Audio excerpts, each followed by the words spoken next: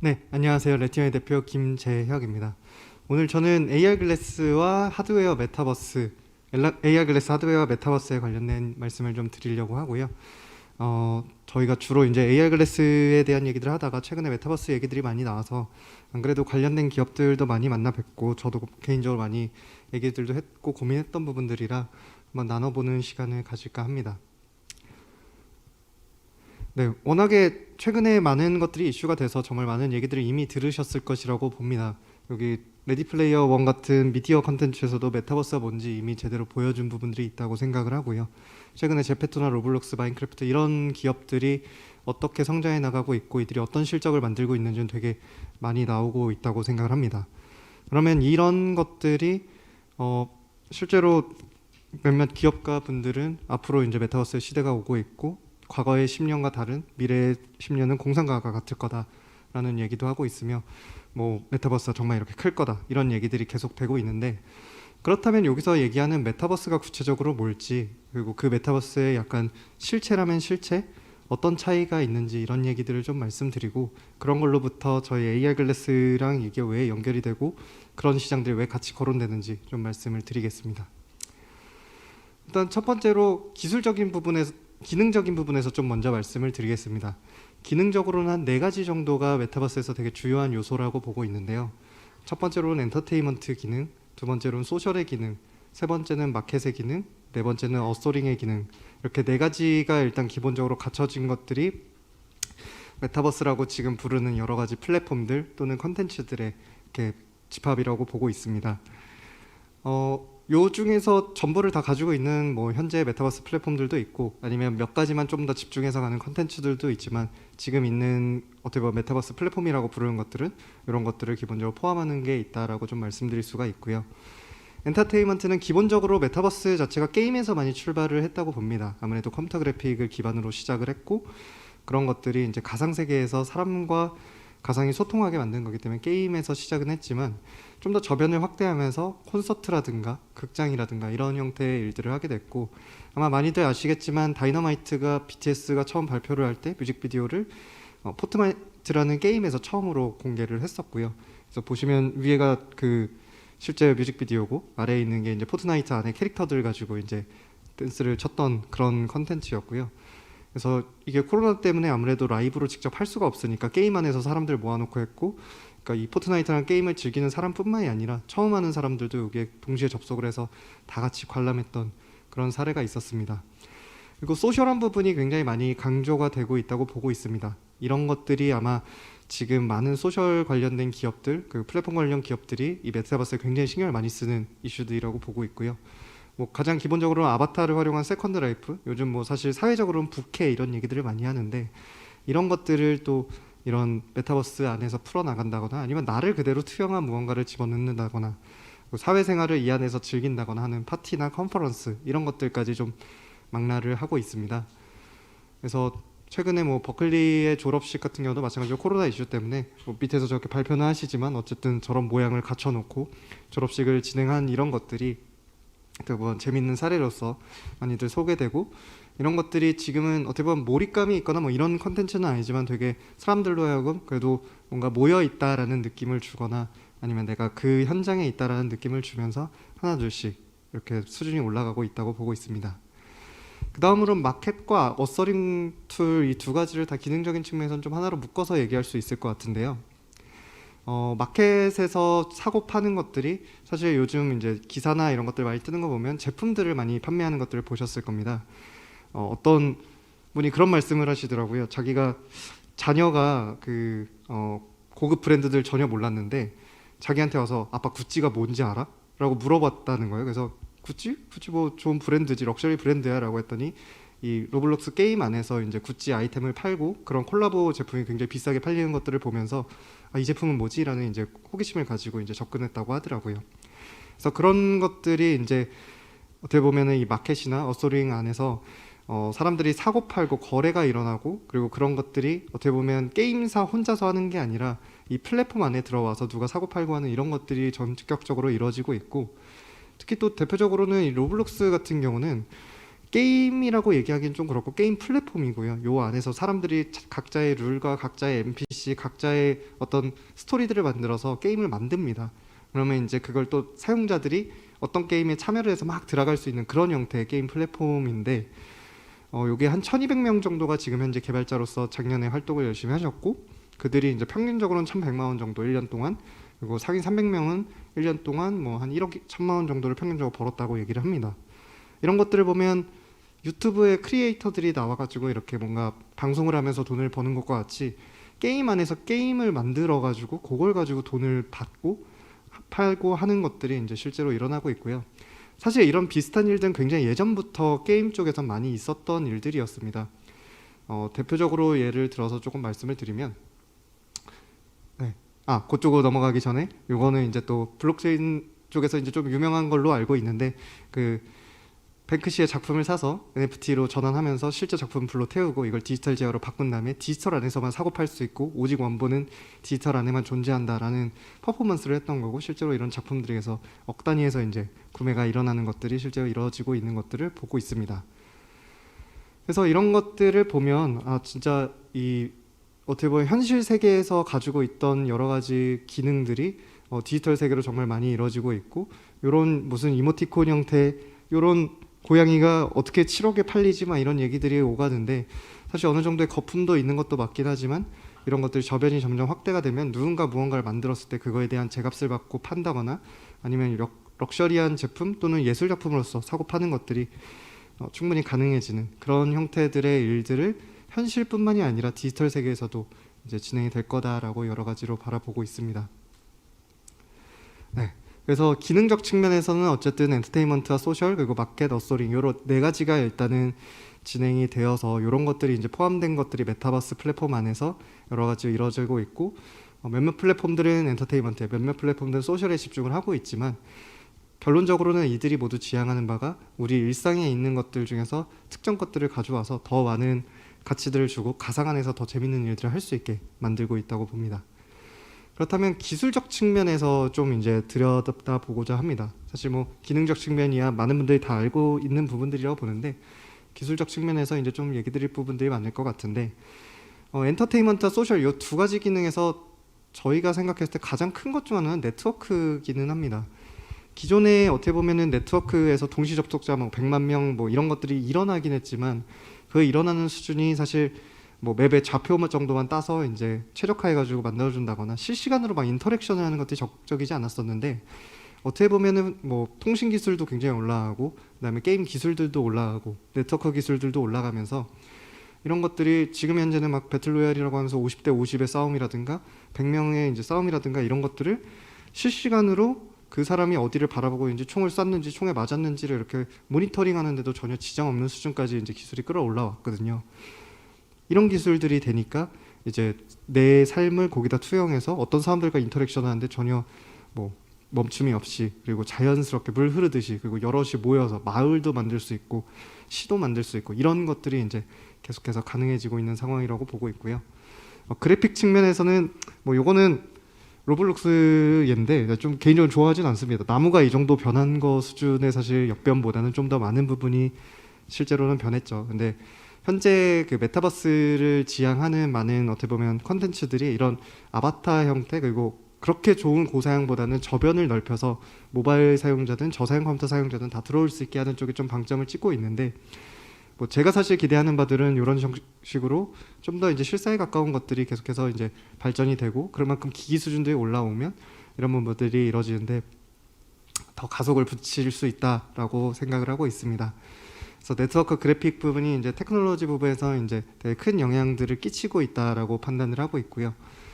그 마켓과 어소링에서는 아까 블록체인에 관련된 NFT 얘기를 잠깐 드렸는데 그런 블록체인 알고리즘을 통해서 예를 들어서 이걸 운영하시는 분이 가운데서 막 아이템을 만들어가지고 팔고 어소링 툴을 통해서 뭔가 만들었는데 이런 것들을 제품 하나를 만든 건데 막 100개를 복사해가지고 팔고 막 이런 형태가 일어나면 경제 체계가 무너지고 신뢰가 무너질 수밖에 없으니 이런 것들을 보상해 줄 수 있는 게 블록체인이지 않을까. 이런 확률에 대한 이슈들이 예를 들어서 있다면 그런 것들도 투명하게 공개하고 움직일 수 있는 것들이 여러 가지 현재 그 시대상이나 아니면 블록체인의 기술의 그 창발이나 이런 것들을 통해서 실제로 이뤄지게 되는 계기들이 되게 많이 되지 않았나라는 생각들을 많이 하고요.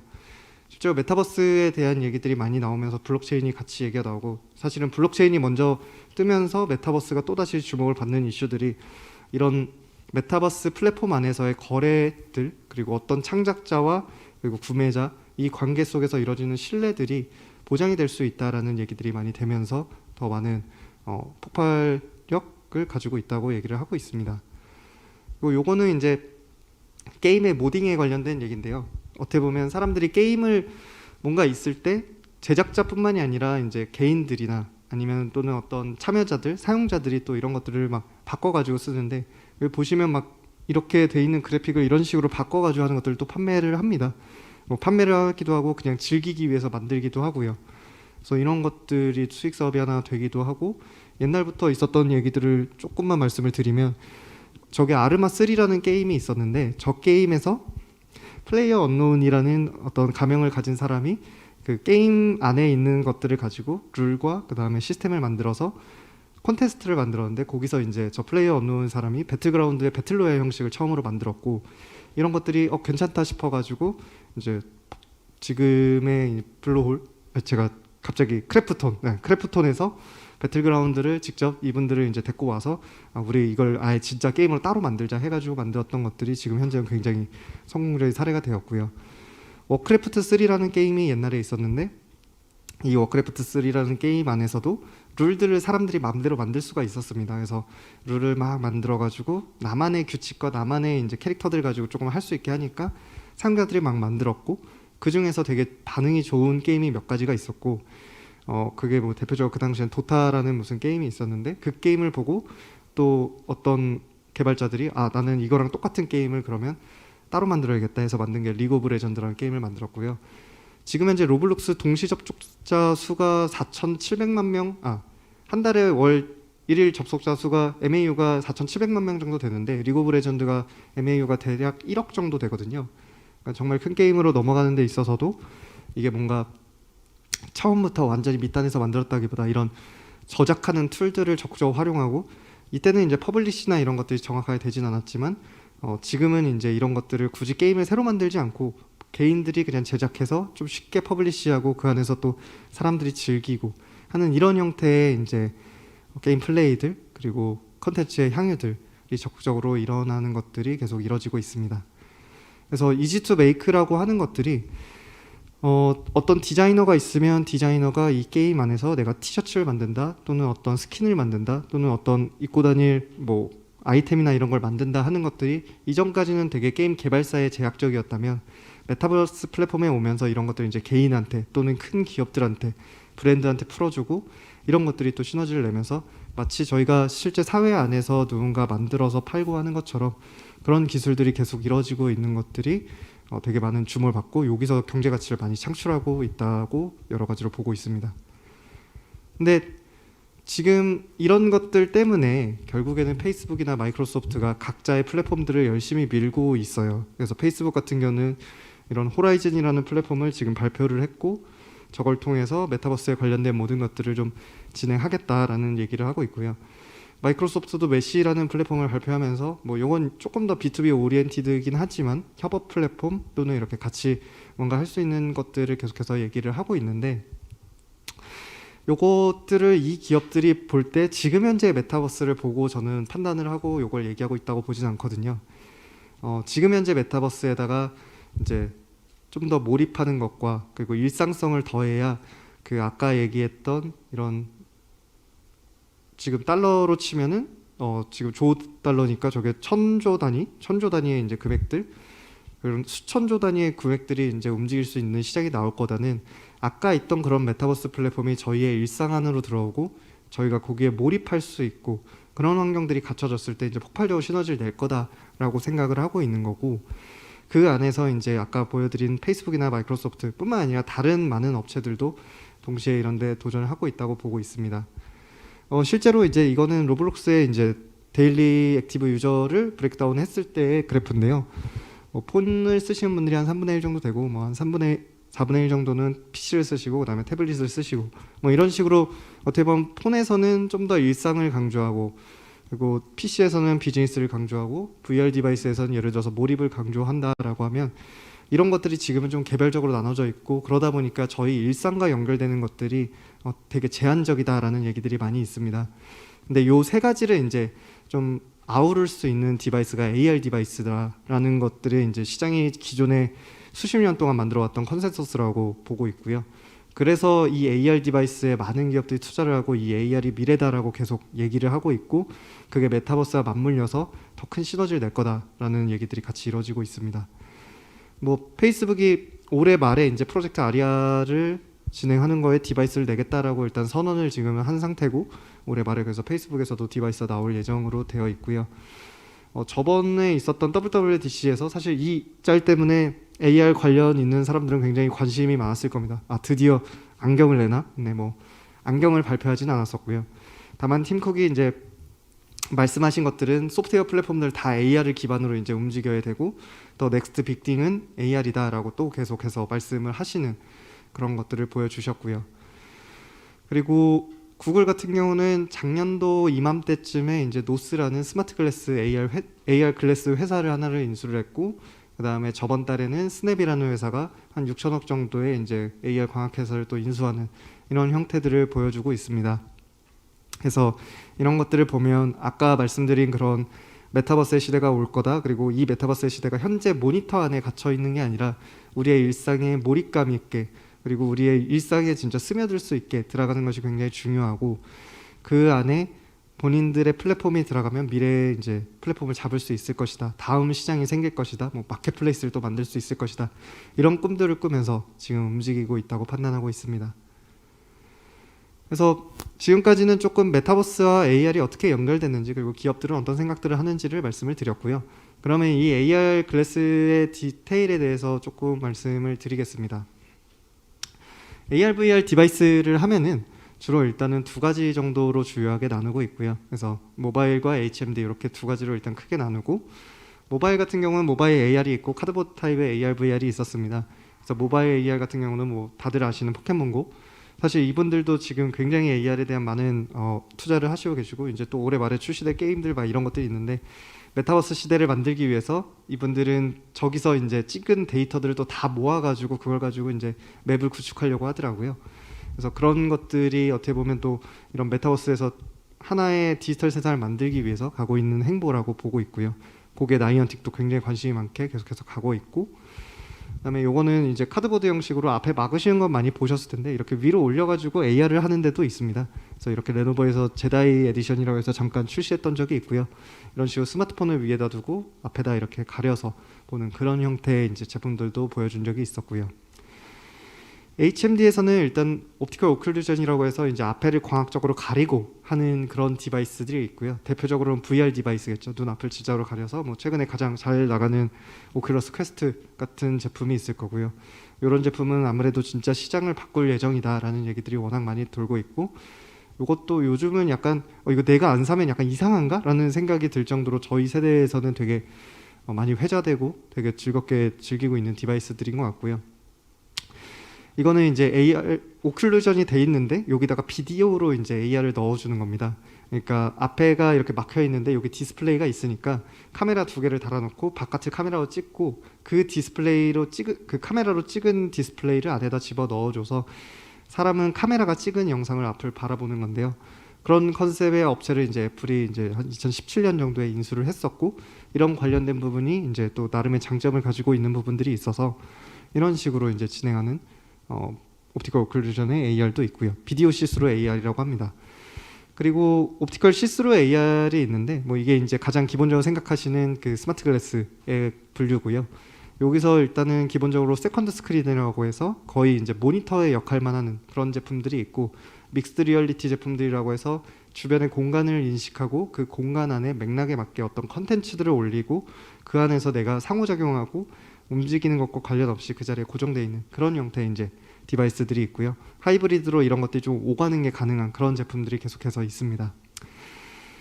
근데 지금까지 나온 제품들을 이제 쭉 보면 세컨드 스크린 제품 같은 경우는 뭐 구글 글래스를 시작으로 지금까지 이제 계속 나오고는 있는데 아직 뭔가 가시적으로 되게 나오는 것들이 쉽지는 않다라고 여러 가지로 보고 있고요.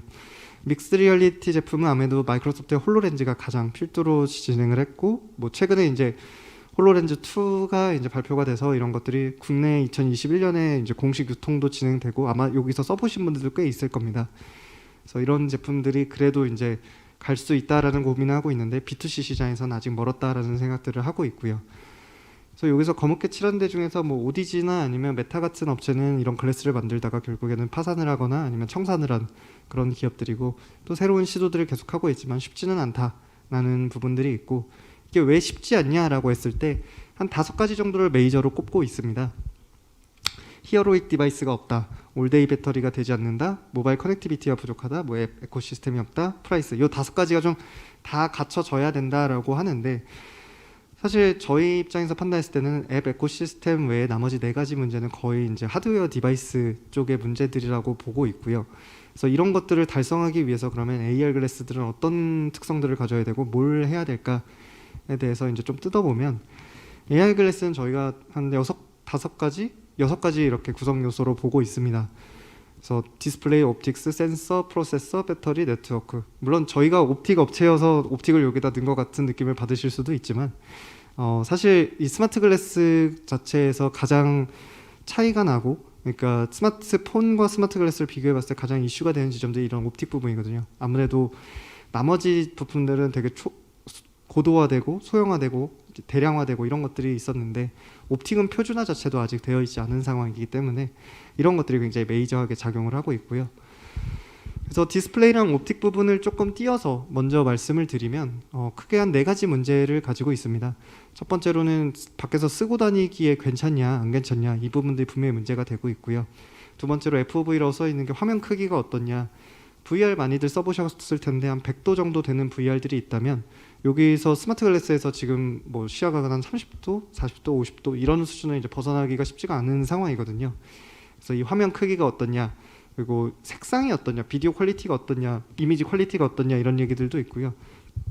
그리고 양산에 대한 가격, 수율 뭐 이런 것들이 어떠냐, 이런 크게 4가지 이슈들을 지금 가지고 있고, 뭐 기술 접근 방식에 따라서 좀 이렇게 진짜 안경형에 나오는 제품들이 분명히 존재합니다.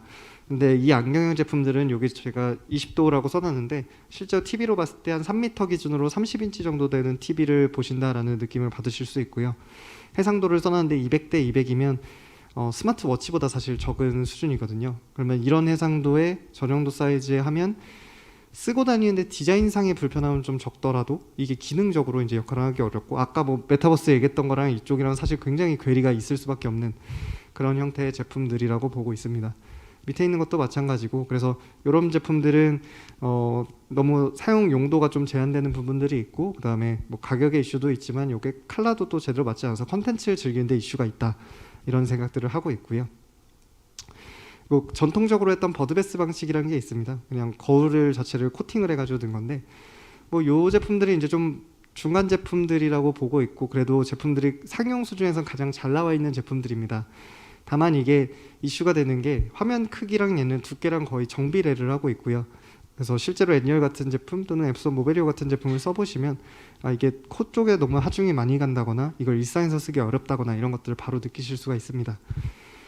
그리고 그 외에 이제 DOE나 HO를 또 써가지고 만드는 이런 믹스드 리얼리티 제품들이 있고요. 이 제품들 같은 경우는 이제 어떻게 보면 화면 크기는 좀 확장했고 그래도 좀 줄이기는 했는데, 가장 큰 이슈 중 하나가 이제 색상에 대한 이슈들이 계속 발생을 하고 있습니다. 그래서 많은 분들이 산업 현장에서 쓰기엔 적합하지만 이게 내가 일상에서 컨텐츠를 즐기고 싶을 때 쓰기엔 좀 그렇다. 뭐 영화라든가 아니면 어떤 드라마라든가 이런 걸 본다거나 아니면 게임을 한다거나 이런 것들은 계속해서 HDR이나 뭐 이런 기술이 계속 올라가고 있는데, 오히려 이쪽에서는 색상이 막 뭉개지고 제대로 안 나오고 이러면 사람들이 컨텐츠를 즐기는 데는 부족하다라는 얘기들이 계속 나와서 그런 지점들이 이제 가장 큰 문제로서 지적을 받고 있고요. 뭐 저희 같은 경우는 여기서 잠깐 이렇게 얘기를 드리긴 하는데, 일단은 뭐 아까 말씀드린 그런 솔루션들에 비해서 부족한 점이 크게 없이 일단 좀 제공되는 부분들이 있다라는 말씀만 드리고 우선 넘어가겠습니다. 그리고 이제 디스플레이 쪽에서도 분명히 발전이 있습니다. 모든 그 디바이스 개발사들이 다들 요구하는 게 마이크로 LED가 나왔으면이라는 얘기를 하거든요. 이 마이크로 LED가 왜 중요한가라고 했을 때, 일단은 굉장히 작게 나오는 것들이 안경 안에 들어가서 정말 소형의 디바이스들을 가능케 하는 게 있고요. 그 소형의 디바이스가 밝기 수준이 얼마나 밝으냐가 굉장히 중요합니다.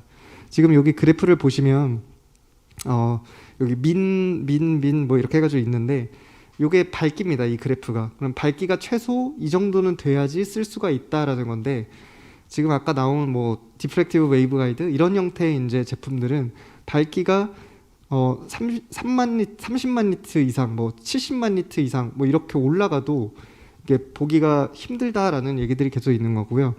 다만 이런 것들이 현재 엘코스나 아니면 DLP 이런 것들에서는 그래도 500만 니트 정도까지 이제 나오는 것들이 가능하니 그런 것들 가지고 제품들을 계속 만들고는 있지만 또 전력 소비가 굉장히 높은데 마이크로 LED는 전력 소비도 줄이면서 동시에 사이즈도 작고 사이즈가 작은데 저런 거에 이제 대응이 가능한 그런 제품으로서 굉장히 곽광을 받고 있고요.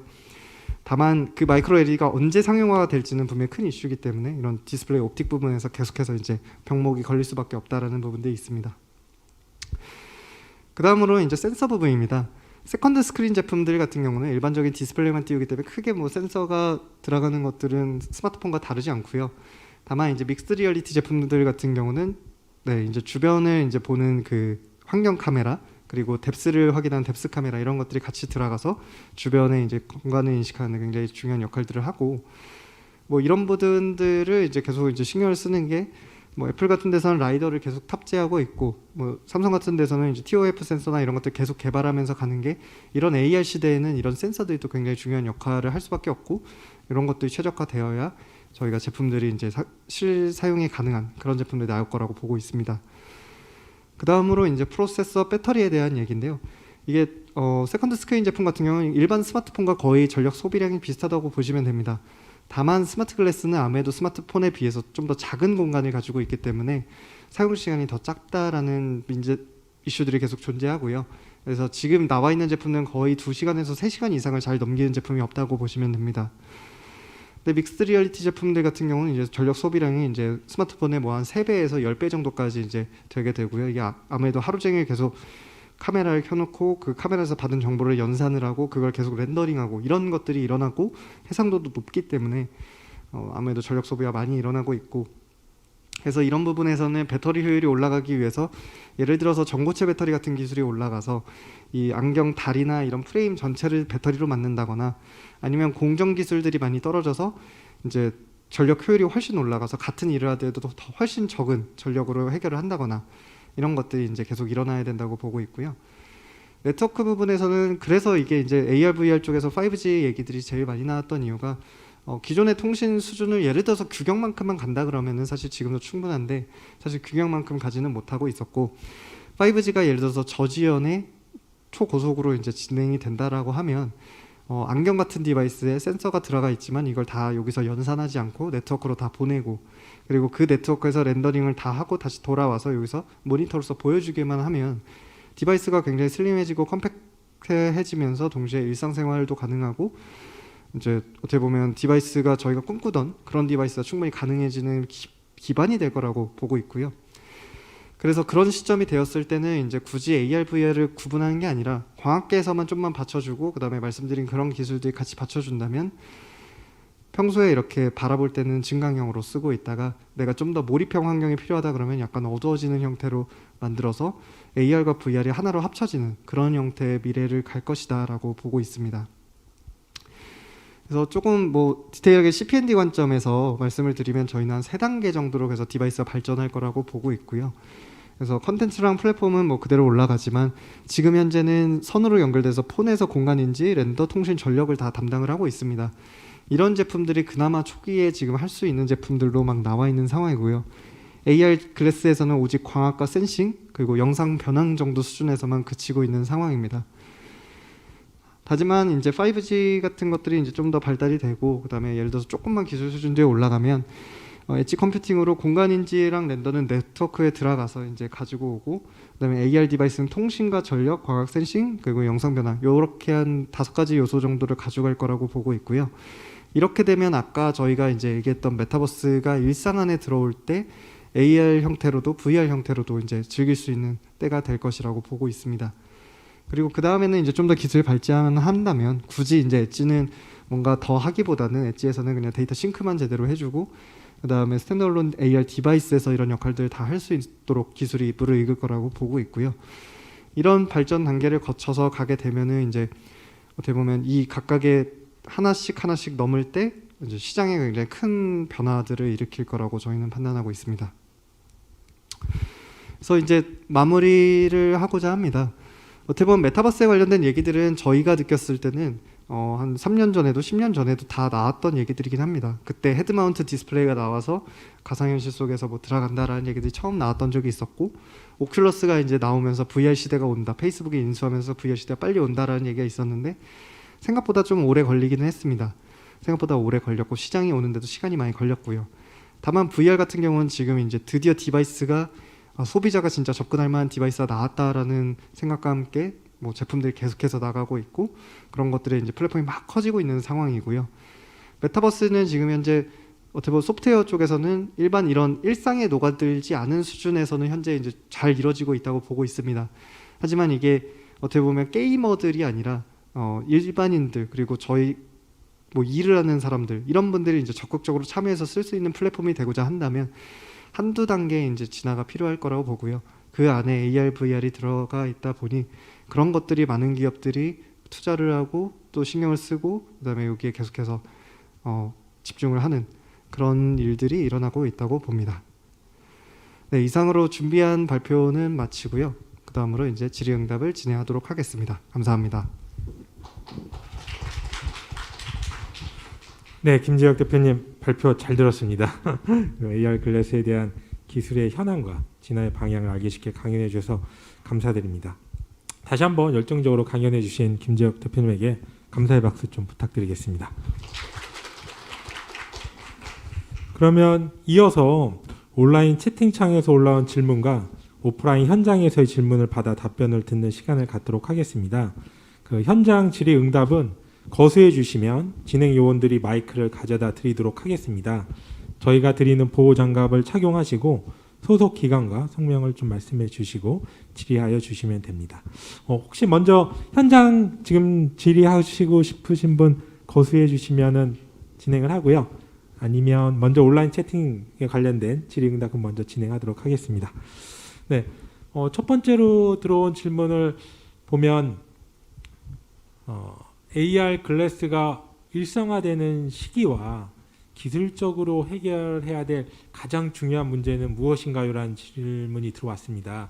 아마 강의하시면서 여러 가지 기술적인 부분에 대해서 말씀해 주셨는데 그 중에서도 좀 가장 크리티컬한 문제는 좀 무엇인지 그 부분이 좀 궁금해하는 청자인 것 같습니다.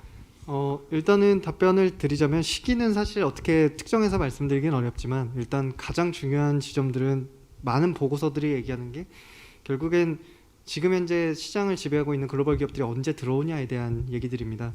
그러니까 뭐 애플이나 구글이나 삼성이나 이런 업체들이 지금 스마트폰 디바이스 플랫폼을 가지고 있고 이분들이 히어로익 디바이스를 언제 내놓을 거냐 이게 이제 결국엔 시장의 상용화의 가장 중요한 징검다리라고 보고 있고요.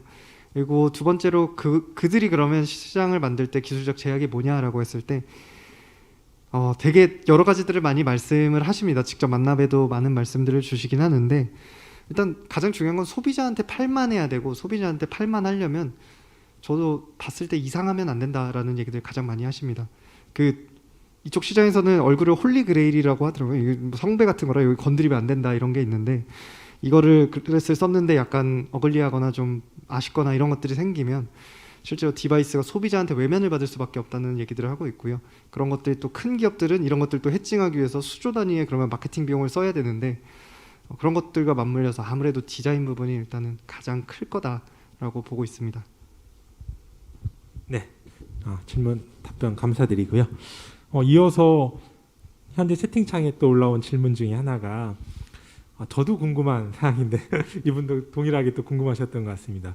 레티널의 향후 제품 개발 및 비즈니스 계획이 궁금합니다. 아무래도 혁신적인 제품과 기술력을 갖고 있다 보니 오늘 또 그 내용에 대해서 좀 강연을 통해서 들어보고 싶은 또 청자였는데 또 구체적인 너무 이제 그 보완이 요구되는 사항이라고 하면 네, 공개할 수 있는 사항만 짧게 답변을 드리겠습니다. 네. 일단 저희가 지금 당장 이제 집중하고 있는 부분은 광학 모듈 분야에 확실하게 집중을 하고 있고요. 그리고 저희가 디바이스를 만들기는 합니다만 이거를 이제 적극적으로 완전히 저희가 사업화를 하겠다 이런 식의 접근들을 하고 있지는 않습니다. 다만 고객분들이 이제 보시고 이런 것들이 이렇게 갈 수 있다는 걸 확인하실 수 있게 하기 위해서, 그리고 또는 최소한 이런 것들은 가능하다라는 것들 좀 보여드리기 위해서 진행한 수준이고요. 저희의 로드맵에 관련돼서는 뭐 이렇게 어떻게 말씀드리기가 좀 쉽지는 않긴 한데 뭐 각 기업들과 그다음에 저희의 상황에 따라서 계속 달라질 것 같은데, 다만 저희가 이제 기존에 연구 기반만 있었다면 최근에는 좀 재료 기반도 갖추면서 그런 것들을 계속 끌어올려 나가고 있다 정도만 말씀드릴 수 있을 것 같습니다. 감사합니다. 저 혹시 현장에서 네네네 저희 진흥위원요 앞에 거수하신 분한테 마이크 갖다 주시고요. 마이크 받으시면 소속 기관과 성명 말씀해 주시고 질의응답해 주시면 고맙겠습니다.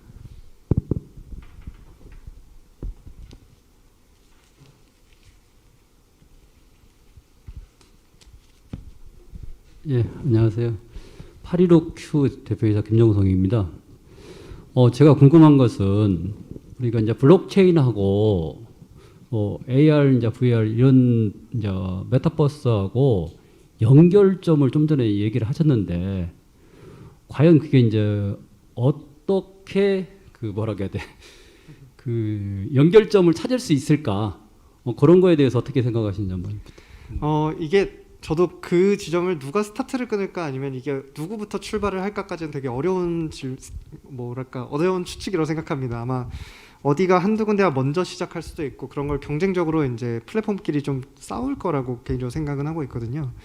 그러니까 소비자가 만든 것들, 지금 예를 들어서 저희가 유튜브 크리에이터가 광고비 전산받는데 이게 정산을 똑바로 했는지 안 했는지, 뭐 알고리즘이 어떤지 이런 거에 대해서 그렇게 크게 의문을 제기하거나 막 이렇게 하고 있지는 않잖아요. 어떻게 보면 워낙 독자적인 플랫폼이고 워낙 큰 힘을 가지고 있기 때문에 그게 가능하고, 또 어떻게 보면 구글이라는 회사는 그래도 믿을 수 있다라는 어느 정도 신뢰가 되기 때문에 그런 게 가능하다고 보는데, 과연 이 메타버스 플랫폼에서 그 정도의 일들이 뭐 그들이 또 한다면 가능하겠지만 계속 그렇게만 갈 거냐라고 해서 저는 그 지점뿐만이 아니라 이제 좀 더 우리가 블록체인을 써서 이런 식으로 투명하게 합니다라는 지점이라든가, 아니면은 그 블록체인을 기반으로 해서 좀 뭐 각 제품이나 아니면 어떤 오리지널리티를 표방할 수 있는 그런 것들을 오히려 모아가지고 하는 플랫폼이 따로 나온다던가, 이런 플랫폼 간의 싸움이 계속 있을 거라고 봅니다. 그래서 블록체인 기술이 비단 거래에서의 투명성뿐만이 아니라 뭐 그런 자산으로서의 가치를 주기 위해서 여러 플랫폼들이 계속 왔다 갔다 하는 일들이 있을 거라고 봅니다. 네. 그러면은 우리가 지금 가장 중요한 것이 소비자하고 그 다음에 우리 지금 가상 공간하고 접점을 찾아야 되거든요. 그럼 접점에서 가장 필요한 것은 이제 플랫폼이라고 하잖아요. 그러니까 우리가 지금 3세대의 WW에서 뭐 네이버라든가 구글이라든가 어떤 그런 이제 플랫폼이 있었듯이, 그 다음에 이제 어떤 공간 플랫폼이 지금 이제 태동이 돼야 될 것 같거든요. 그렇다면은 과연 우리 선생님께서는 그 공간 플랫폼을 지금 이제 어떻게 이게 뭐랄까 해야 돼, 유추할 수 있는지 거기에 대해서 좀 생각해 본 것이 있으신지 한번 궁금해서요. 일단 첫 번째로 말씀을 드리면 제가 사실 그 메타버스에 관련된 소프트웨어 업계에 완전히 몸을 담고 있는 건 아니기 때문에 뭐 제가 거기에 대해서 완전히 좋은 답변을 드리긴 조금 어렵다라고 생각은 합니다. 다만 저희는 하는 역할이 그런 플랫폼이 있을 때 그 플랫폼을 사람들에게 얼마나 잘 전달해 주냐가 저희의 이제 어떻게 보면 업의 본질이라고 보고 있거든요. 그렇기 때문에 그런 잘 하시는 분들이 여럿이 있을 거다, 또는 그런 분들을 이제 종종 뵙고 뭐 대표님들도 얼굴 뵙고 밥도 먹고 하는데, 그런 분들이 이제 잘 만들어 주시면 저희는 뭐 그 위에서 이제 어떻게 이분들을 잘 표현해서 소비자한테 더 인트리깅 할 수 있을까, 이런 쪽을 조금 더 고민할 것 같고요. 다만 어떤 플랫폼이 뭐 더 우선으로 갈 거냐 아니면 누가 우위를 잡을 거냐, 이런 것들은 정말 말 그대로 세상이 격변하는 시기에서 어떻게 보면 새로운 승자가 또 나올 수 있고, 뭐 기존에 있는 데들이 그대로 또 갈 수도 있고, 이런 것들이 일어날 거라고 생각하고 있습니다. 제가 이건 구체적으로 답변을 드리기가 되게 어려운 것 같습니다. 네. 대표님 감사드리고요. 마지막으로 질문 하나만 더 받아도 될까요, 대표님? 네. 만약에 오프라인 현장 없으면 지금 온라인에 유튜브에 들어온 질문이 있어서 그 질문에 대한 내용을 질의하도록 하겠습니다. AR HMD 하드웨어는 구글 글래스 이후로 홀로렌즈, 최근 LG가 내놓은 제품 등으로 발전해 왔는데요. AR HMD가 현재 어떤 방향성을 갖고 개발되고 있는 것인지 한번 짚어주시면 좋겠습니다. 라고 이제 질의가 들어와서 대표님 답변해 주시면 고맙겠습니다. 네. 아까 제가 간단하게 세컨드 스크린 제품과 믹스드 리얼리티 제품 이렇게 두 가지로 조금 주로 나눠서 말씀을 드렸는데 사실 바라보는 방향은 거의 같다고 보고 있습니다. 이 세컨드 스크린 디바이스들은 이 모양 그대로 공간을 인식해서 이제 좀 더 범용 디바이스로 가는 거, 그리고 믹스드 리얼리티 제품들은 이 디바이스 기능을 그대로 디자인을 줄이고 조그맣게 만들어서 안경처럼 만드는 거. 그럼 도달점은 거의 같다라고 보고 있고요. 이것들을 가기 위해서 세컨드 스크린 제품들은 좀 더 기능을 어떻게 최소화해서 넣을지 이런 것들을 한참 고민을 하고 있고, 믹스드 리얼리티 제품들은 우리 기능들을 어떻게 해야 작은 곳 안에 담을지 이런 것들을 고민하면서 계속 발전하고 있다고 보고 있습니다. 뭐 아마 업체들이 계속 제품을 낼 때마다 이제 그런 것들이 반영돼서 보일 텐데, 그게 어쨌든 궁극적으로는 기능이 좋으면서 디자인이 괜찮은 그런 글래스를 만들어야 B2C 시장이 풀린다라는 컨센서스를 가지고 있고, 그걸 풀기 위해서 각자의 방향으로 움직이고 있다고 저는 판단하고 있습니다. 네, 대표님 감사드립니다. 그러면 질의응답 마치도록 하겠습니다. 뭐 더 궁금하신 사항은 이따 강의 끝나고 네트워킹 시간에 또 개별로 또 강사님한테 질문해 주시면 고맙겠습니다. 네, 이상 질의응답 모두 마치도록 하겠습니다. 다시 한번 김지혁 대표님에게 감사의 박수 부탁드리겠습니다. 감사합니다.